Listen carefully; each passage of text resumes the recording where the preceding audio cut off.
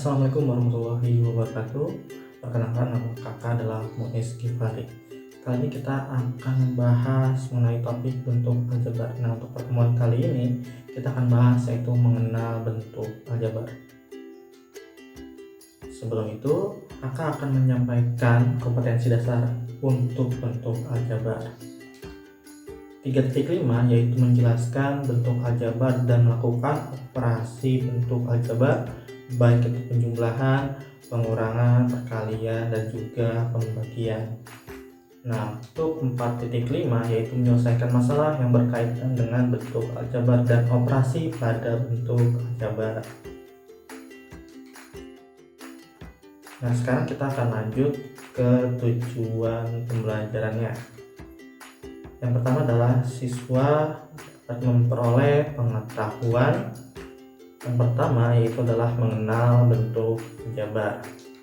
Yang kedua yaitu mengidentifikasi unsur-unsur bentuk aljabar. Nah, adik-adik, ada yang tahu tidak saat kalian mendengarkan berita, narasumber yang tidak diketahui selalu dinamakan dengan Mr. X. Nah, adik-adik juga ada yang bisa menghitung nggak kira-kira berapa banyak si kelereng supaya bisa memenuhi toples? Nah, pertanyaan-pertanyaan tadi itu merupakan pertanyaan untuk kita mengetahui bentuk aljabar. Bentuk aljabar umum yaitu AX plus B, yang dimana A dan B itu bisa kita ubah menjadi sebuah bilangan. Contohnya yaitu 2X plus 1.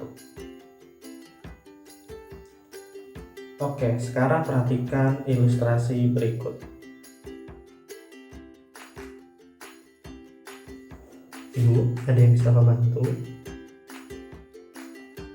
Nah, tolong bantu ibu bawakan dokter tomat dan satu tomat yang terjatuh. Siap, Bu.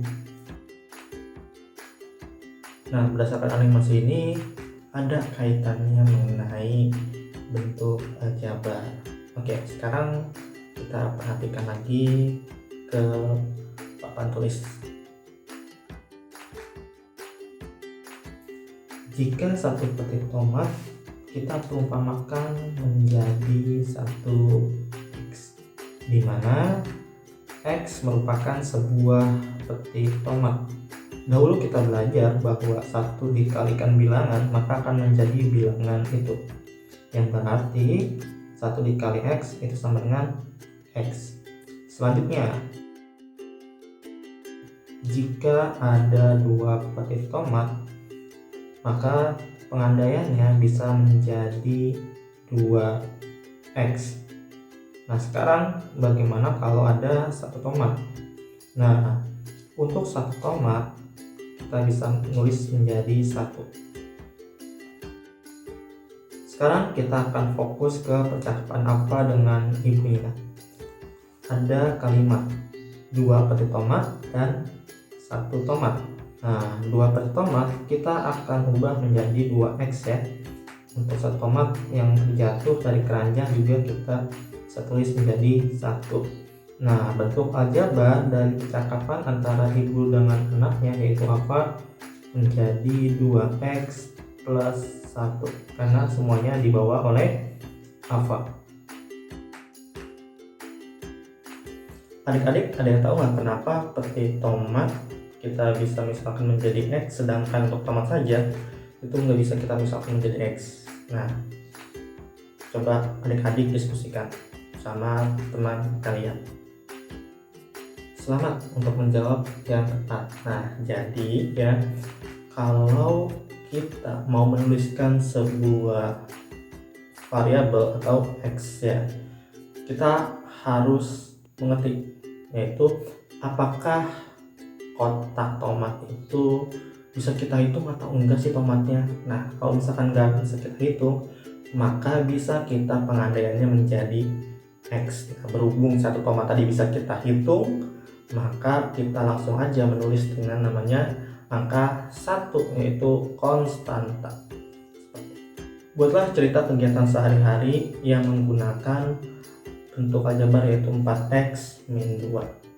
Kalian bisa berdiskusi lalu mempresentasikannya.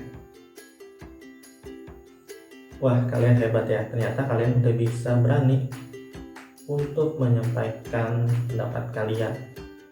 Nah, kalian juga bisa menggunakan keranjang, troli, tas, maupun box sebagai variabelnya ya, karena kan semua barang ini bisa kalian masukkan satu barang ya. Oke, kita akan lanjut lagi, yaitu koefisien, variabel, dan juga konstanta. Kalian perhatikan ya, di sini ada bentuk aljabar yaitu 2x plus 1, di mana 2 ini merupakan sebuah koefisien, x itu merupakan variabel, dan yang satu ini merupakan sebuah konstanta. Perhatikan lagi, di sini ada bentuk aljabar lain yaitu 3z min 5, yang dimana 3 itu merupakan koefisiennya, z itu merupakan variabelnya, dan min 5 itu merupakan suatu konstantanya. Adik-adik, ada yang bisa menjelaskan nggak apa sih koefisien, variabel, dan juga konstantanya? Oke, selamat untuk yang benar. Jadi koefisien adalah faktor konstanta pada suatu suku bentuk aljabar. Variabel adalah lambang pengganti suatu bilangan yang belum diketahui nilainya dengan jelas. Konstanta adalah berupa bilangan dan tidak memuat variabel. Jadi beda ya antara konstanta dengan koefisien. Kalau koefisien itu ada dengan variabel, kalau konstanta itu tanpa variabel.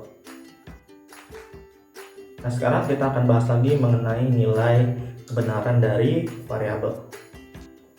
Sini ada bentuk aljabar 2y sama dengan 8. Kalau kita mau mencari nilai y-nya, maka kita bisa ilustrasikan seperti ini. Jadi ada dua kotak alpukat, bisa kita tulis dengan 2y. Ternyata dikasih tahu nih sama petaninya bahwa 2 itu bisa berisi 8 alpukat. Berarti kita tulis sama dengan 8. Nah, agar banyaknya alpukat ini merata pada kedua tempatnya, jadi kalau aljabar x ini merupakan sebuah rata-rata.